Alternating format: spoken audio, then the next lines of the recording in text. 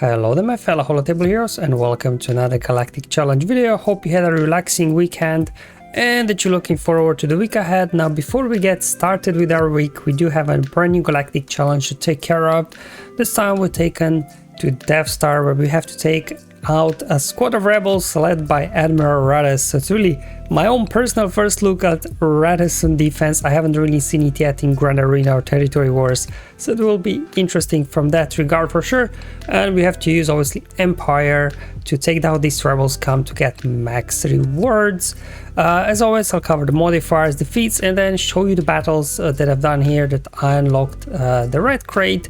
So I have quite a few battles here for you. So first one will be a full Empire team to get the Empire feat done, and then I'll kind of show you 3 teams different for the stealth feat. So we'll do Resistance with the Ray Jedi Training Droid Squad, then I'll do Bad Batch as well, and finish off with CLS Rebels that can get the stealth feat done as well. As always, there'll be YouTube chapters below, so if you're just interested in a particular battle, skip through to the chapter as usual. But now let's just kick off with the global modifiers. I do like this modifier a lot, to be honest. Volatile energies. So what'll happen is it will start with 0% energy, and anytime any unit takes a turn, it will charge up by 5%, and once it reaches 100%, you can instantly defeat an enemy with this ability. Obviously you will have to keep an eye out on the meter, because you don't want the enemy to use this ability before you do, because it's shared between both your and enemies. It's definitely a very fun modifier. Moving on, speaking of fun modifiers, player modifier Imperial Edict. This one as well is one of my favorites, because whenever Empire in the leading slot uses a special ability, he'll call everybody to assist, and on top of it all, we do get a Snow Trooper operative summoned to the field as well. It's definitely a nice modifier.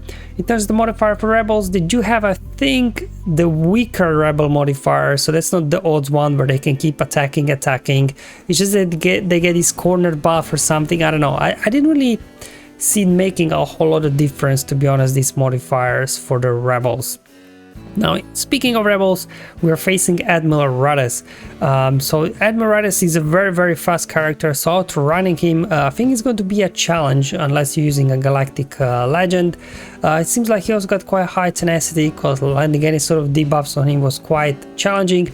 But the biggest issue with Admiral Raddus is it's from one of his abilities. Whenever your Empire guys will gain bonus turn meter, they'll get dazed.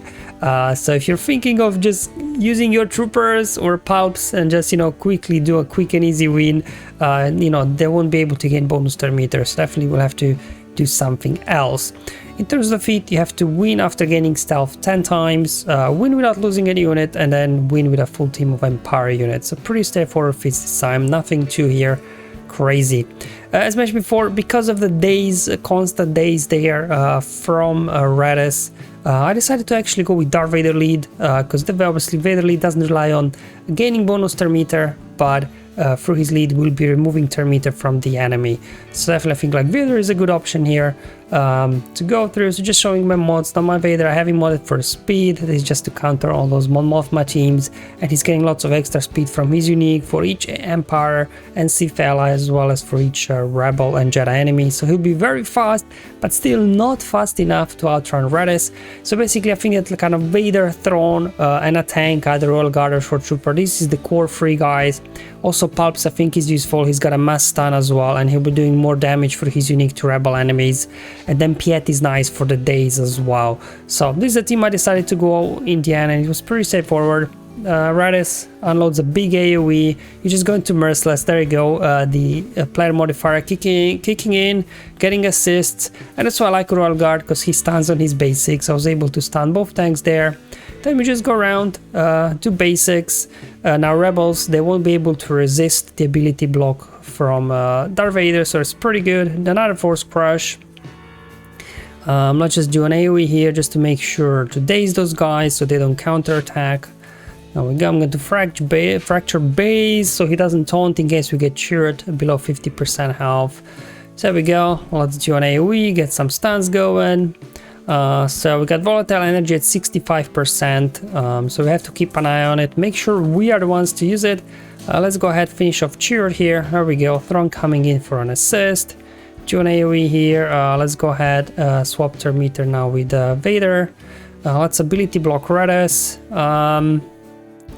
Let's actually defeat Jin, actually, I think. Let's just use... So this is now the ability there from Volatile Energies. Instantly defeated Jin, and now just a case of cleaning these guys up, going after Redis. As you can see, he's resisting everything. Unfortunately, I lost Royal Guard there, so I won't get the flawless feat done here, because I did lose a unit, but doesn't matter. My stealth teams will be able to get that done. So as you can see, Darth Vader here, in combination with Throne and Pulps, works pretty well here. Obviously do make use of that volatile energies to defeat somebody. Alright, so I guess one feat done, so we got 2 more to go without losing a unit, so the flawless one and as well the stealth one. Plenty of options here. The first one, whenever I hear stealth, is like Ray Jedi training with resistance droid, because obviously R2 has smoke screen, so that will be stealth 4 times, and then C3PO put stealth on himself, that's 5 times. So you just have to stall the battle long enough for both of them to use their ability, stealth ability twice, and you should be good to go. Base got it pre-taunt, so I just keep going. Use a dispel there from Royal Guard to dispel the taunt. I'm going to go ahead and daze base, so he's not gaining bonus turn meter every time my guys are gaining buffs. I'm going to go on cheer, just kind of go around, try to get as many exposes as you can so you can keep removing turn meter. Okay, let's go ahead, try to finish off Charity if we can.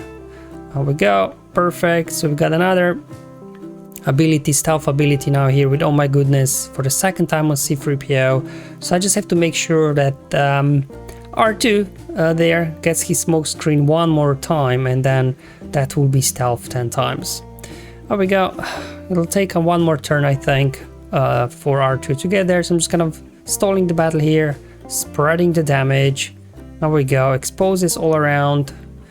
Okay, so we got volatile energy ready to be used, so just go ahead, insta kill Redis, finish off their Jin, and now we just need R2 to use smoke screen 1 more time, and there we go. This is your stealth feat 10 times.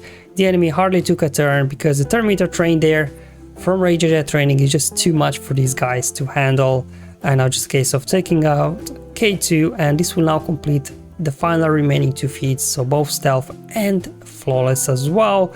As mentioned before, I give you a few different options here for the stealth, as well as flawless feats. Another option, if you do have them Bad Batch, they're a great option as well. They got lots of survivability because of constant healing and everything. They got lots of stuns and lots of ways to gain stealth. So again, getting stealth 10 times with these guys shouldn't be all that difficult. Tech by himself starts in stealth anyways, so that's already stealth 1 time. Then he goes ahead, uses his AoE, that's stealth 4 more times. We get some stuns going, as well defense up, so we'll be able to start doing true damage now.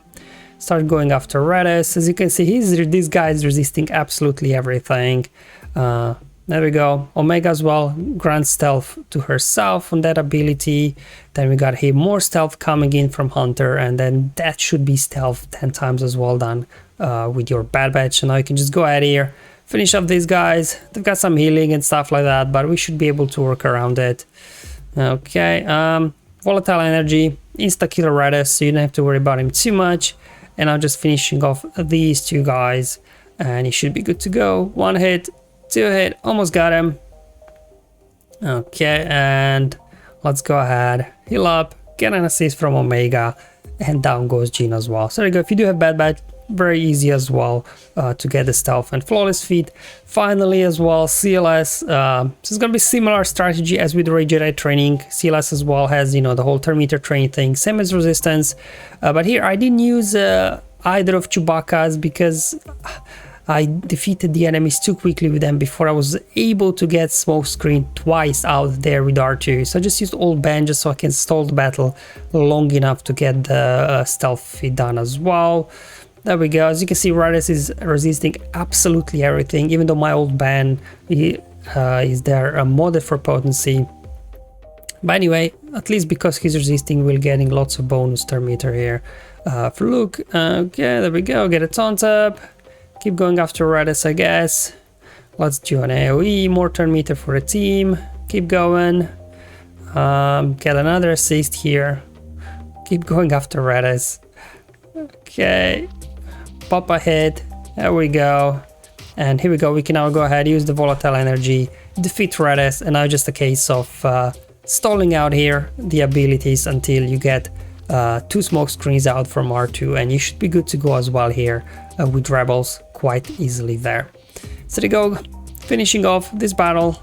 Well, might as well use volatile energies again there to defeat K2, instantly defeat K2. No revives obviously from this, so you don't have to worry about Jean reviving anybody that's defeated with this ability. Alright guys, that's all for today's video. Hope you find it useful and helpful, showing you how I got easily max rewards in today's challenge.